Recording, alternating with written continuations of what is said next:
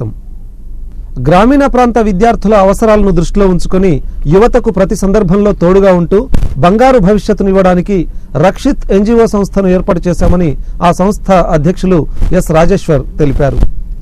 కరీంనగర్లో ఏర్పాటు చేసిన మీడియా సమావేశంలో రాజేశ్వర్ మాట్లాడుతూ, ఈనాటి యువతకు ఉజ్వల భవిష్యత్తును అందించడమే లక్ష్యంగా చేసుకుని వారికి అన్ని రకాలుగా తోడుగా ఉండి సరైన పద్ధతిలో ఒక బాట వేసి వారి చేయి పట్టుకొని నడిపిస్తూ వారిని అన్ని విషయాల్లో తీర్చిదిద్దుతూ తద్వారా వారికి సేవ చేస్తూ సలహా సహకారాలను అందిస్తూ సమాజ అభివృద్ధికి తోడ్పడటమే రక్షిత్ ఎన్జిఓ ధ్యేయమని పేర్కొన్నారు.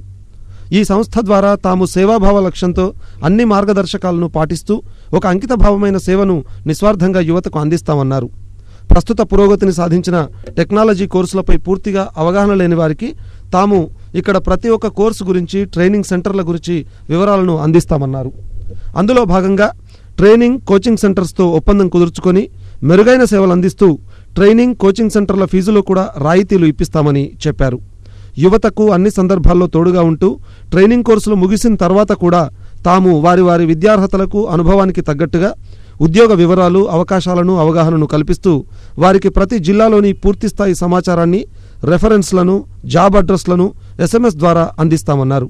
ఈ సందర్భంగా తాము ప్రతి జిల్లాలోని కంపెనీలను జాబ్ కన్సల్టెంట్స్ను జాబ్ ప్రొవైడర్స్ను అన్ని రకాల ట్రైనింగ్ కోచింగ్ సెంటర్స్కు తమకు సహకరించాలని కోరారు.